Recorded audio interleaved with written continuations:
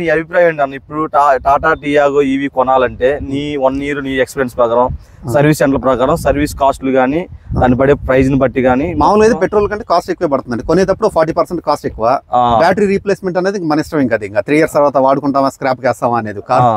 ఇంకా ఈ లెక్కన ఎకానమికల్ గా పరంగా చూసుకుంటే వేస్ట్ అండి. ఎందుకంటే బయట ఛార్జింగ్ పెట్టుకుంటే చాలా కాస్ట్ అవుతుంది.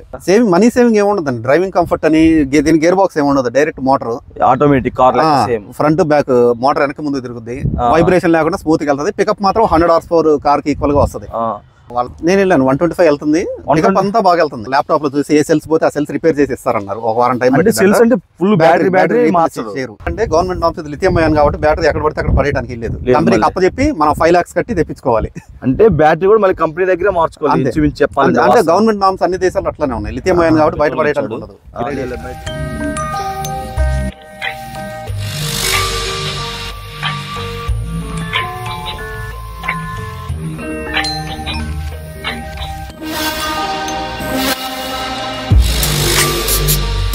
హాయ్ ఫ్రెండ్స్, ఎలా ఉన్నా? అందరూ బాగున్నాను. అయితే చాలా బాగున్నాను. సో నేను ఇవాళ ఏంటంటే టాటా టియాగో ఈవీ వెహికల్ గురించి అయితే కస్టమర్ రివ్యూ చేద్దాం అనుకుంటున్నాను. సో సార్ పేరు అయితే శ్రీనివాస్ రెడ్డి గారు. కార్తో జర్నీ అయితే దగ్గర 1 year నుంచి చేశాడు అనమాట. ఇందులో చాలా మందికి మనీ సేవింగ్ ఎలా అవుతుంది అని, మీకు రేంజ్ ఎంత వస్తుంది, అప్పటికిప్పటికి రేంజ్ ఏమైనా మారిందా, సో చాలా మందికి ఈవీ కార్ గురించి చాలా డౌట్లు ఉంటాయి. సో అయితే చాలా వరకు మ్యాక్సిమం అయితే అడగడానికి ట్రై చేస్తాను. Hi sir. చెప్పండి సార్. యాక్చువల్గా మీరు ఇంతకుముందు వెహికల్స్ ఏమైనా వాడున్నారా? వాడానండి. దీనికంటే ముందు వచ్చేసి టాటా టియాగో డీజిల్, దానికంటే ముందు Tata IndiGo diesel. First IndiGo వాడారు, టియాగో వాడారు. అంటే మళ్ళీ టాటా బ్రాండ్ మొత్తం పక్కన అయితే వెళ్ళలేదు. సో మీరు యాక్చువల్గా డీజిల్ వాడారని చెప్పారు కదా. సో డీజిల్ వాడిన తర్వాత డీజిల్ ఎన్ని ఇయర్స్ వాడారు దాన్ని? ఒకటి 3-4 years వాడానండి. 2.5 lakh kilometers తిరిగినాయి. 2.5 lakhs తిరిగినాయి. అప్పుడు టాటా డీజిల్ బాగుంది, టియాగో లేకపోతే? డీజిల్ బాగుందండి. ఇండిగో బాగానే ఉంది. టియాగో కూడా స్పేర్స్ తక్కువ, మేడ్ ఇన్ ఇండియా కాబట్టి కొంచెం వేరే వాటితో పోలిస్తే 50% స్పేర్స్ కాస్ట్ తగ్గుతాయి. బేసిక్ ఏదైనా ప్రాబ్లం వచ్చినా మనకి తక్కువ ప్రైస్ లో అయిపోద్ది. సరే, డీజిల్ వాడారు కదా, తర్వాత మెయిన్ దీనికి రావడానికి రీజన్ ఏంటి? ఈవీకి రావడానికి అంటే ఇవి డీజిల్ కంటిన్యూషన్ లేవు కదండి, మ్యానుఫ్యాక్చరింగ్ లేవు. టియాగో 2020 నుంచి ఆపేశారు. అందుకని ఇది తీసుకున్నారు, ఇవి తీసుకున్నారు. సో దీని వేరియంట్ ఏంటిది? XT LR అంటే లాంగ్ రేంజ్, మిడిల్ వర్షన్. అంటే 24 kilowatt బ్యాటరీ వస్తాయి. యాక్చువల్లీ మీరు కొన్నప్పుడు వాళ్ళు ఎంత రేంజ్ చెప్పారు? షోరూమ్ వాళ్ళు చెప్పడం 200+ వస్తుంది అన్నారు. కంపెనీ వాళ్ళు ఇచ్చేది 315. సో ఓవరాల్ గా ఇప్పటికి ఫైనల్ గా ఏంటంటే ఎన్ని కిలోమీటర్లు తిరిగారు దీని మీద? 54,000 kilometers తిరిగానండి. 54,000 బాగానే తిరిగారు. ఎంత టైం పీరియడ్ అంటే? 1 year అవుతుంది. ఇప్పుడు 1 year 54,000 తిరిగారా? బస్సులు ఇంకా మామూలు తిప్పలేదు కదా మీరు ఇంకా. మెయిన్ ఇప్పుడు బ్యాటరీ మీకు వారంటీ ఎలా చెప్పారు? అప్పుడు బ్యాటరీ వారంటీ వచ్చేసి 8 years, 1.5 lakh kilometers అండి. అయితే మనకి నేను నా లెక్క ఏంటంటే 1.5 lakh kilometers పర్ఫెక్ట్ గా పనిచేసినా పర్లేదు, నేను 3 years అట్లా బండి మారుస్తాను కాబట్టి అని చెప్పి తీసుకున్నాను. ఈ 1 year లో ఫస్ట్ 40,000-45,000 kilometers తిరగగానే బ్యాటరీ రేంజ్ ఫస్ట్ 200 వచ్చేది కాస్త 150 పడిపోయింది. ఇప్పుడు అదే అడుగుదాం అనుకుంటున్నాను. యాక్చువల్లీ ఫస్ట్ మీరు కొన్నప్పుడు బ్యాటరీ రేంజ్ ఎంత వస్తుంది? 200 వచ్చిందండి ఫస్ట్ లో. కొన్న కొత్తలో 40,000 kilometers తిరిగిన తర్వాత 160-170 పడిపోయి ఇప్పుడు 150 మిగిలింది. 150 పడిపోయింది. ఇప్పుడు బ్యాటరీ వారంటీ ఉంది అన్నారు కదా, ఇప్పుడు బ్యాటరీ రేంజ్ వాళ్ళు చెప్పిన దానికన్నా డిక్రీజ్ అయిపోయింది. ఇప్పుడు బ్యాటరీ ఏమైనా చేంజ్ చేయడం ఏమన్నా? లేదండి, వాళ్ళు సర్వీస్ షెడ్యూల్ ఏం చేశారంటే ప్రతి 7,000 kilometers వెళ్తాం మనం. వాళ్ళు ఏంటంటే జనరల్ చెకప్ అని వీల్ ఎలిమెంట్స్ అవి చేస్తున్నారు. యాక్చువల్లీ ఇక్కడ మెయిన్ నాకు వచ్చే ప్రాబ్లం ఏంటంటే, యాక్చువల్లీ చాలా మంది సర్వీస్ కాస్ట్ చాలా తక్కువ అంటారు. యాక్చువల్లీ ఎన్ని వేల కిలోమీటర్స్ వస్తాయి సర్వీస్ కి? 7,500 kilometers ప్రతి సర్వీస్ కి వెళ్ళాలి. ప్రతి సర్వీస్ కి వెళ్ళాలి. అది పెట్రోల్ అయితే 15,000 kilometers చెప్తారు కదా. పెట్రోల్ అది 2 times వెళ్ళే, అది 1 time వెళ్తే 2 times వెళ్ళాలి. ఇది సర్వీస్ కాస్ట్ వెళ్ళాల్సింది వెళ్ళిన 10 ఎంత అవుతుంది? మినిమం 3,000 అండి. మినిమం 3,000 అవుతుంది. ఇప్పుడు పెట్రోల్ కారు కూడా 13,000-14,000 kilometers 10,000 kilometers వెళ్ళినా దానికి అవుతుంది 5,000 అవుతుంది. జనరల్ గా ఓన్లీ ఇంజిన్ ఆయిల్ మార్చడం, జనరల్ బాడీ చెకప్, స్పేర్స్ ఏ మారకుండా నార్మల్ జనరల్ సర్వీస్ అయితే మాత్రం మీకు 6,000 లోపల అయిపోతుంది. 5,000 నా కారుకు అవుతుంది కదా. అప్పుడు సర్వీస్ కాస్ట్ సేమ్ అవుతుంది, ఈక్వల్ 2 పోల్చుకుంటే అది డిఫరెన్స్ లేదు. ఇది మీకు ఛార్జింగ్ ఎలా వస్తుంది అంటే, మీరు ఇంట్లో పెట్టే చెప్పొద్దు. యాక్చువల్గా ఇంట్లో ఛార్జ్ వేరు, మనం ఎప్పుడైనా బయట పెట్టుకుంటే స్లో చార్జర్ వచ్చి 10 hours పట్టింది. 10 hours 100, బయట అయితే 1.5 hour పట్టింది. 1.5 hour పడుతుంది. అది 0 to 80% ఏముండదు, కొంచెం అటు ఇటు ఉంటుంది కానీ ఓవరాల్ 100% అవడానికి 1.5 hour పడుతుంది. 1.5 hour పడుతుంది. సో 1.5 hour పడితే ఎన్ని కిలోమీటర్లు వెళ్తున్నారు మీరు? 150 kilometers వస్తుంది. 150 kilometers వస్తుంది. 800 rupees దాకా ఛార్జ్ పడుతుంది. యూనిట్ 28 rupees+ పడుతుందండి GST. అంటే ఇప్పుడు మనకి ఎలా అంటే, ఇప్పుడు ఒక ఫుల్ ఛార్జ్, దీన్ని ఫుల్ ఛార్జ్ చేయడానికి మీకు 800 పడుతుంది కాస్ట్. సో 800 పెట్టి మీరు ఛార్జ్ చేస్తే ఇప్పుడు ఎన్ని కిలోమీటర్ 150 వస్తుంది. 150 వస్తుంది. అప్పుడు పెట్రోల్ తో ఈక్వల్ అయిపోతుంది కదా. ఇంకా డీజిల్ పెట్రోల్ మధ్యలో ఉంటది, కాకపోతే దీనికి మైనస్ బ్యాటరీ డిగ్రేడ్ అవుతూ ఉంటుంది. ఇప్పుడు బ్యాటరీ వాళ్ళు చెప్పిన రేంజ్ తగ్గిపోయింది. మీకు వారంటీ 6-8 years అన్నారు కదా. ఇప్పుడు దానికి మీరు అడిగితే వాళ్ళు ఏమని చెప్తున్నారు సమాధానం? వాళ్ళు అడిగితే ఏముంది, ల్యాప్టాప్ దాన్ని కనెక్ట్ చేసి టెస్ట్ రైడ్కి వెళ్ళాము. వాళ్ళు ఎట్లా అంటే 60 లోపు వెళ్ళాలి, ఏసీ నార్మల్ గా పెట్టుకోవాలి, ఇద్దరే ఎక్కాలి, ఎదురుగాలు రాకూడదు, ఈ కండిషన్స్ అన్ని చెప్పి అప్పుడు 200 చూపిస్తున్నారు ఎట్లానే వెళ్ళాలి అని. అవును, మనం యాక్చువల్ గా వాళ్ళు ఆ లెక్క ప్రకారం చెప్తే 300 kilometers క్లైమ్ చేస్తున్నారు కదా వాళ్ళు. ఆ లెక్కనంటే వాళ్ళు ఇంకా 30 మీద 40 మీద వెళ్ళమంటారు. ఏదైనా కానీ వాళ్ళు కన్వే చేయడానికి చూస్తారు కానీ మన ప్రాబ్లమ్ సార్ట్ అవుట్ చేయడానికి లేదు. అంతే. యాక్చువల్గా ఏంటంటే వాళ్ళు చెప్పిన కానీ బ్యాటరీ డిక్రీజ్ అయిందంటే వాళ్ళదే రెస్పాన్సిబిలిటీ. చెప్పండి, మీరు ఏ షోరూమ్ లో అడిగారు? యాక్చువల్లీ జాస్పర్ ఇండస్ట్రీస్ గుంటూరు అండి. నేను కార్లని తీసుకున్నాను అక్కడే. ఇప్పుడు ఇంకో షోరూమ్ లో ఎక్కడ కనుక్కోలేదు, విజయవాడలో కూడా కనుక్కున్నాను. వాళ్ళు గారపాటి గ్యారేజ్. ఎవరైనా కానీ వాళ్ళ నామ్స్ ఏవైతే ఉంటాయో వాళ్ళ ల్యాప్టాప్ లో ఆన్లైన్ లో ఆ బ్యాటరీ సెల్స్ ఎంత ఏ రేంజ్ లో వస్తాయని దాన్ని బట్టి మేము ఇస్తామండి వారంటీ. ఈ లోపు చేసేది ఏం లేదు, దాంట్లో చూపించాల్సింది. నువ్వు కారు కొన్నప్పుడు ఎంత తెలియదు అని చెప్పి కంపెనీ వాళ్ళు అందులో 315 అన్నారు. సో వీళ్ళు మనకు ముందే మనకు ఒక ఇంటిమేషన్ ఎలా ఇచ్చారంటే 200 వస్తుంది అన్న. 315 ఎందుకు ఇస్తారు? వాళ్ళు చెప్పిన నామ్స్ ప్రకారం వెళ్తే నేను 350 200 వీళ్ళు ఏమంటారు 200. సో మనం డైలీ లైఫ్ లో ఎలా వెళ్తాం అంటే దాన్ని బట్టి 200 అని చెప్తారు.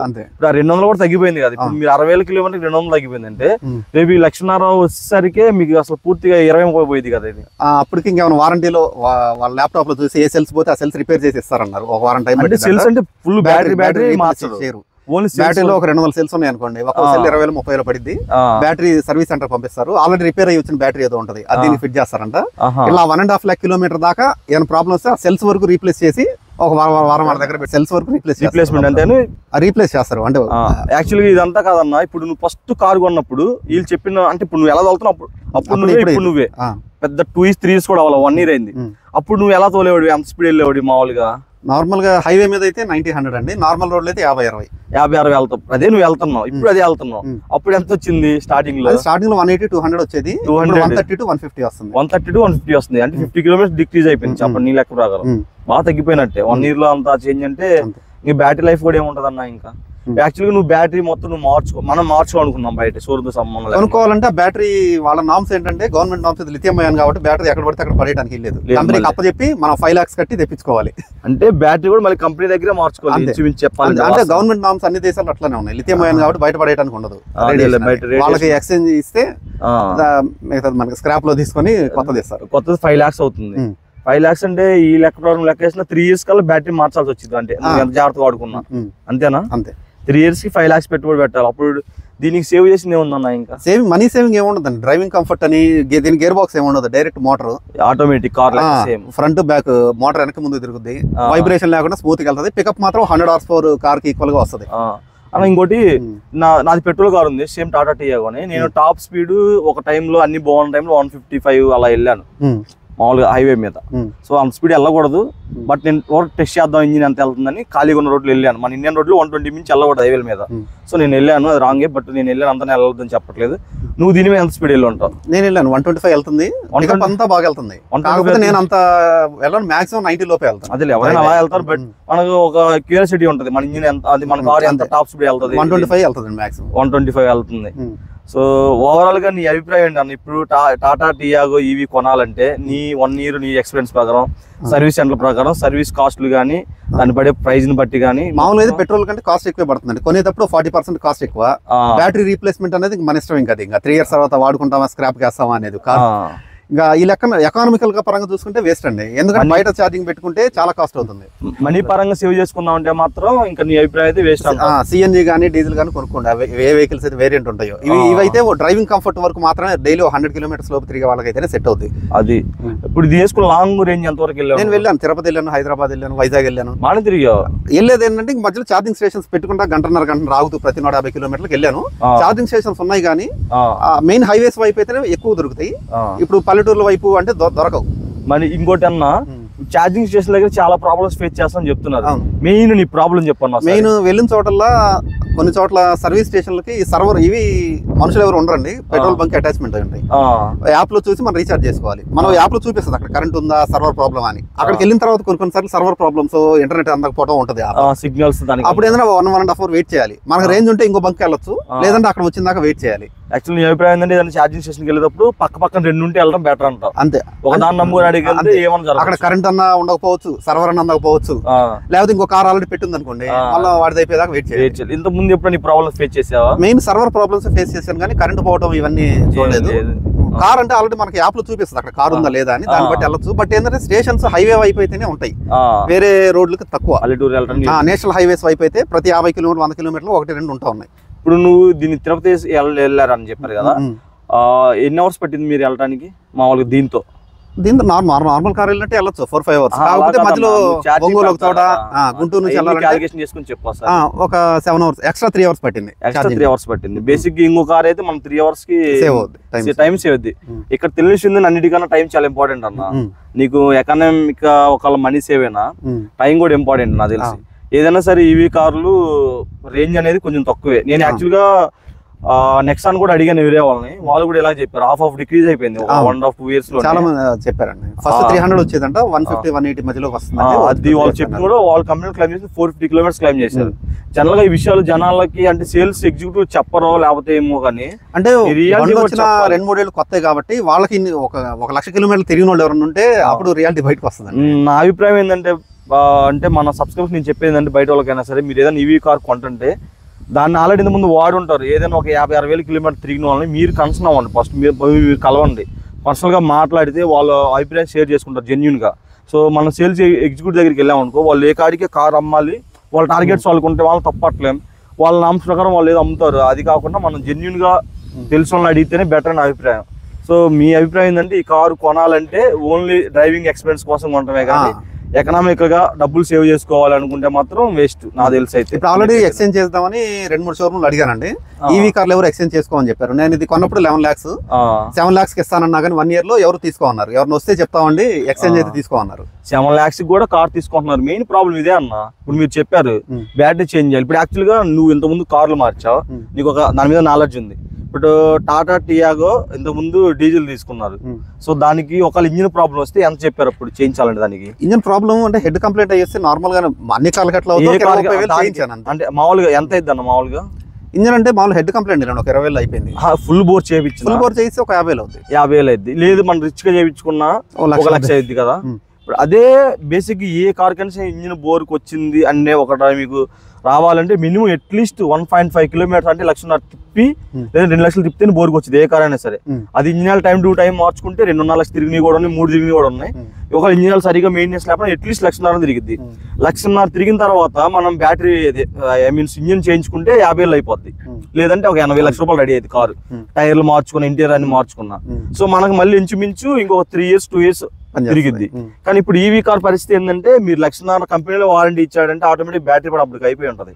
ఇప్పుడు మనం అప్పుడు బ్యాటరీ చేంజ్ చేయాలంటే ఇప్పుడు దానికి ఇంజిన్ చేయడం వల్ల దీనికి బ్యాటరీ అంతేగా, మోటార్ తీసి పక్కన పెట్టి ఓన్లీ బ్యాటరీకి 5 lakhs అవుతుంటే ఇంకా మనం మనీ సేవ్ చేసింది ఏముంటది అన్న? అక్కడ నాకు అర్థం. మోటార్ కాస్ట్ 2.5 lakhs దీన్ని, అది కూడా గ్యారంటీ అంతే 1.5 kilometers. అది చెప్పాను యాక్చువల్లీ, నేను కనుక్కున్నాను. బ్యాటరీకి 8 years 1,50,000, లేదంటే కార్ బాడీ స్పేర్స్ కి 3 years అంతే, అది వారంటీ. సో నా అభిప్రాయం ఏంటంటే, ఇప్పుడు యాక్చువల్గా ఇదే వేరియంట్ పెట్రోల్ తీసుకుంటే టాటా టియాగో మీకు నాకు తెలిసి మీరు కొన్న 1 year బ్యాక్ అంటే ఒక 8 lakhs 8.5 lakhs వచ్చేసింది. Basic 6 lakhs. బేసిక్ కదన్నా. ఇదే ఎక్స్టీ వర్షన్ అయితే 7 lakhs. నువ్వు టాప్ ఎండ్ తీసుకో, XZ ప్లస్ తీసుకో. అందులో అంటే మనం చిన్న కారు కొనుక్కునేటప్పుడు నా అభిప్రాయం ఏంటంటే టాప్ ఎండ్ తీసుకోవడం బెటర్ అంటే, ఎందుకంటే అన్ని ఫీచర్స్ ఉండాలి అందులో. మీరు అది తీసుకున్న 8.5 lakhs తీసుకో. ఇప్పుడు మీకు ఇది 11 lakhs పడింది కదా, అప్పుడు ఎంత వేరియేషన్ వచ్చింది మీకు? 2.5 lakhs అంతే కదా. 2.5 lakhs బ్యాంక్ లో ఫిక్స్డ్ చేసుకున్నాం మీరు. లేదు గోల్డ్ కొనుక్కుందాం అనుకున్నాం బేసిక్ అంటే, నేను తప్పుగా చెప్పట్లేదు, రియల్ గా గోల్డ్ కొనుక్కున్నా. ఇప్పుడు అదే గోల్డ్ 4 lakhs 5 lakhs అయి ఉండేది. ఇక్కడ నీకు అదే పెట్రోల్ కారు మీకు రేట్ ఎంత తగ్గుతుందో ఆ వార ఆటోమేటిక్ గోల్డ్ పెరిగింది, దానికి రీసేల్ ఉంటుంది. ఆ వార గోల్డ్ పెరిగిద్ది, 2 ఈక్వల్ అవుతాయి. అంటే నా పర్సనల్ ఒపీనియన్ అలా చేసా. ఏం చెప్తావు నువ్వు నీ పరంగా? డ్రైవింగ్ ఎక్స్పీరియన్స్ ఏసీ అంతా బాగానే ఉంటుందండి. కాకపోతే ఎకానమికల్ కొనుక్కోవాలనుకునే వాళ్ళు పెట్రోల్ కానీ సిఎన్జి డీజిల్ అవి ఏమైనా వేరియంట్స్ దొరికితే కొనుక్కోండి. ఇవేంటంటే డ్రైవింగ్ ఎక్స్పీరియన్స్ డైలీ 100 కిలోమీటర్లు తిరిగి ఇంట్లో పెట్టుకునే వాళ్ళకైతే బెస్ట్. బయట ఛార్జింగ్ పెట్టుకుంటే బయట మొత్తం తిరిగితే పెట్రోల్ కంటే ఎక్కువైపోతుంది. అంటే ఇప్పుడు ఏంటి గవర్నమెంట్ రోడ్ ట్యాక్స్ సబ్సిడీ ఇస్తుంది. నేను కొనేటప్పుడు 12.65 lakhs అండి. ఆ 1.5 lakh సబ్సిడీ ఇచ్చారని ఫిబ్రవరిలో స్టార్ట్ అయింది 2024. అందుకని తీసుకున్నా. ఇప్పుడు సబ్సిడీ కంటిన్యూ అవుతుంది. సబ్సిడీ ఇంకా తగ్గించారు కదా, ఇంకొక 50,000 తగ్గింది అంతే. అవును, మనం చెప్పాను అడుగు కనుక్కున్నాను. ఇంకేమైనా డౌట్ ఉంటే కింద కామెంట్ చేయండి. సో ఇంకా ఫ్యూచర్ లో మంచిగా వీడియో చేయడానికి అయితే ట్రై చేస్తాను. ఇప్పుడు ఛార్జింగ్ కూడా పెట్టేది చూపిస్తాం, అది యాప్లో ఎలా చూపించి అది కూడా మీకు క్లారిటీగా చూపిస్తాను. సో మనం అయితే ఫస్ట్ ఛార్జింగ్ స్టేషన్కి అయితే వెళ్దాం. అన్న యాక్చువల్గా అది మనం ఛార్జింగ్కి వెళ్తున్నాం కదా, ఇప్పుడు మీకు ఎలా కనపడుతుంది ఛార్జింగ్ స్టేషన్ అని ఎలా చూడాలి? ఈ యాప్ ఉంటుందండి, టాటా ఈవీ ఛార్జ్ అని ఒక యాప్. ఆ యాప్ ఒక్కటి నమ్ముకొని కూడా వెళ్ళకూడదండి, ఎందుకంటే 5-6 యాప్లు ఉంటాయి. ఏ కంపెనీకి ఆ కంపెనీ యాప్ ఎక్కించుకోవాలి. అది స్టేషన్స్ మెయింటైన్ చేయాలి. టాటా వాళ్ళు మెయింటైన్ చేసి ఒక యాప్ ఉంటుంది. ఇది చూడండి, ఇది టాటా పవర్. ఈ దీంట్లో టాటా కంపెనీ ఉంటాయి. చార్జ్ జోన్ అనేది జియో, రిలయన్స్ వాళ్ళది, వోల్ట్రాన్, ప్లక్షేర్, ఆదాని. అంటే వీటిలో మాక్సిమం 80-90% ఈ టాటా పవరే ఉంటది. 5 seconds లోనే 80-60 అందుకుంటుంది అనుకుంటా. ఇవి పెట్రోల్ ఏంటంటే నార్మల్ అనేది 70 horsepower ఇంజన్స్. అటు సైడ్ ఉంది. ఇది 100 horsepower దాకా అవుట్పుట్ వస్తుంది. ఏంటంటే ఆల్రెడీ ఛార్జ్ చేసి ఉంటది కాబట్టి ఇమీడియట్ పవర్ అనేది ఎనర్జీ వేస్ట్ అవును. అంటే మనకి పెట్రోల్ కారు 100 horsepower ఎట్లానో, ఇది 70 horsepower మోటార్ అట్లా అనమాట. అదే 30-40% ఎక్స్ట్రానే ఉంటది. మనకి ఇక్కడైతే దగ్గర ఛార్జింగ్ స్టేషన్ అయితే వచ్చాం. ఇట్లా వస్తుందండి లొకేషన్. వచ్చిన తర్వాత ఇది మందండి. ఈ గ్రీన్ లో కనిపిస్తే అంటే ఖాళీగా ఉంది, కరెంట్ ఉంది అని. మొత్తం ఇట్లా చూసుకున్నాం అనుకోండి, ఈ బ్లాక్ గా ఉంటేనే సర్వర్ అందకపోవడం కానీ కరెంట్ లేకపోవడం కానీ. సర్వర్ అందకపోవడం ముందు తెలిసిద్దా? ముందే తెలుసు, బ్లాక్ కలర్. మీరు చెప్పారు అడిగి వెళ్ళి ఒకసారి సర్వర్ లేకుండా. ఇదేమో ఎల్లో కలర్ ఉంటే ఆల్రెడీ అక్కడ కార్ ఛార్జింగ్ లో ఉంది, ఆల్రెడీ ఛార్జింగ్ లో ఉంది. అట్లా ఆ ఏరియాకి ముందే వెళ్లే ముందే మనం చూసుకోవాలి. రేంజ్ ఎంత వరకు ఉంది, అది ఎంత డిస్టెన్స్ చూపించింది మనకి, బొంకు ఎంత చూపిస్తుంది. దాని మీద నొక్కితే ఆ ఏరియాలన్నీ కనపడి దీని మీద నొక్కితే నావిగేట్ అంటే వెళ్ళిపోద్ది జీపీఎస్. అంటే ఆ ఏరియాని బట్టి మనం వెళ్ళిపోవచ్చు. మాక్సిమం 80% టాటా పవర్ ఉన్నాయండి మాక్సిమం. ఇంకా ఇవన్నీ ఏంటంటే మెయిన్ హైవేస్ వైపే ఉంటుంటాయి. ఈ కంపెనీ రిలయన్స్ కానీ మెయిన్ నేషనల్ హైవేస్ వైపే ఉన్నాయి. డబ్బులు ఎలాగన్నా ఎవరు ఉండరని చెప్తున్నారు? ఎవరు ఉండరు, మనం దీంట్లోకి వెళ్ళిపోయి చూసుకోవచ్చు. లేకపోతే వీళ్ళు ఒక కార్డు ఇస్తారండి. యాప్ ఎక్కించుకున్న తర్వాత 300 డిపాజిట్ చేస్తే ఒక కార్డు వస్తుంది టాటా కంపెనీది. మిగతా వాటికి నార్మల్ యాపే. అక్కడ ఏమైనా మనుషులు కొంత కొనుక్కుంటారు, లేకపోతే ఫోన్ పే ఇట్లా కార్డు ఉంటది 300. ఇది అక్కడ స్కాన్ చేస్తే ఛార్జింగ్ ఎక్కుతుంది, మళ్ళీ స్కాన్ ఆపంగానే అయిపోతుంది. దీంట్లో వ్యాలెట్ రీఛార్జ్ అండి. దీంట్లోకి వెళ్ళిపోయి ఇక్కడ పేమెంట్ మెథడ్స్ అని ఉంటది. దీంట్లోకి వెళ్ళిపోయి టాప్అప్ దేని నుంచి అని ఫోన్ పే సరిపోద్ది. అంటే మనం ఎంత కావాలంటే అంత చేసుకోవచ్చు. 10 రూపీస్ నుంచి 1000 రూపీస్ అయినా చేసుకోవచ్చు, అది ఫుల్ అయ్యేదాకా. ఇందులో 350 వోల్టేజ్ దాకా వెళ్తుంది. ఇంట్లోనేమో 240 వోల్టేజ్. దగ్గర ఒక 3 kilowatt ఛార్జర్లే ఉంటాయి, స్లో కంపెనీ వాళ్ళు ఇచ్చాయి. ఇది వచ్చేసి ఈ రెండు పిన్స్ పనిచేస్తాయి వీటిలో. మన ఇంట్లో వచ్చేసి ఇక్కడ ఉండే 5 పిన్స్ పనిచేస్తాయి అనమాట. ఇది ఇంట్లోది, ఇది కింద డీసీది. ఇంకా పెట్టేయడమే, అలా పెట్టేసేసి ఇక్కడ ఉంటుందండి. ఇట్లా జస్ట్ స్కాన్ చేసి చిన్నగా ఎక్కుతుంటది. ఫుల్ అయితే అయిపోద్ది. లేదు మనం మధ్యలో ఆగిపోవాలంటే మళ్ళీ స్కాన్ తీసేయాలి. గన్ అయితే లాక్ అయిపోయి ఉంటదండి, మధ్యలో రాదు. డైరెక్ట్ బ్యాటరీకి వెళ్ళే వోల్టేజ్ ఇది యాంపియర్స్. ఎంత టైం పెడుతున్నాం, ఇవన్నీ వస్తుంది, ఎంత కిలోవాట్లు వెళ్తుంది అనేది. మనకి ఎంతసేపు ఛార్జ్ అయితే కూడా చూపిస్తుంది. అట్లా ఏం ఉండదు, ఇక్కడ చూపిస్తుంటది. యావరేజ్ గా మనకి 0 to 100 వచ్చేసి 1.5 hour పట్టిద్దండి. చూడండి ఎల్లోలో మారిపోయింది మనది, అంటే ఆల్రెడీ కార్ పెట్టాము అని. మనం కార్ పెట్టడం ఎల్లో వచ్చేసి ఇక్కడ దీంట్లో కూడా చూపిస్తుంది ఎంత పర్సెంటేజ్ ఎక్కుతుంది ఏంటనేది దాన్ని. సో ఇంతే ఫ్రెండ్స్, వీడియో మీకు నచ్చినట్టయితే లైక్ చేయండి, షేర్ చేయండి. మీరు ఎవరైనా సరే ఇలాగా కార్ రివ్యూస్ అవి చేయాలన్నా కానీ సో నా కింద నా కాంటాక్ట్ నెంబర్ ఇస్తాను. సో నన్ను అయితే కాంటాక్ట్ అవ్వండి, మీరు ఎక్కడ ఉంటే అక్కడికి వచ్చేస్తాను. సో మన అన్న అయితే నేను అడిగా రిక్వెస్ట్ చేస్తే నా కోసం అయితే ఇంత దూరం వచ్చి వీడియో అయితే ఇస్తున్నాడు. సో ఏమి లేదు, ఎవరన్నా ఇప్పుడు 10 lakhs అలా పెట్టి కారు కొంటున్నప్పుడు యూజ్ ఆఫ్ అమౌంటే కదా చిన్న మిడిల్ క్లాస్ ఫ్యామిలీకి. సో అంత అమౌంట్ పెట్టి కొన్న తర్వాత దాన్ని మనం వెనక్కి అమ్ముదామన్నా చేయాలన్నా మళ్ళీ మనకు 4-5 years పట్టి చెప్పాలంటే. సో అందుకే 1-2 సార్లు ఇలాంటి ఎక్స్పీరియన్స్ ఉంటే మీకు డబ్బులు సేవ్ అవుతాయని నేను ఇలా కష్టపడి వీడియోలు చేస్తున్నాను. సో మీకు కూడా ఇలాగ ఏమన్నా మనకి మీ అభిప్రాయాలు షేర్ చేయాలంటే కింద నా కాంటాక్ట్ నెంబర్ ఇస్తాను, కాంటాక్ట్ అవ్వండి. రేపు ఇంకో మంచి వీడియోతో ముందుకు వస్తాను. Bye bye.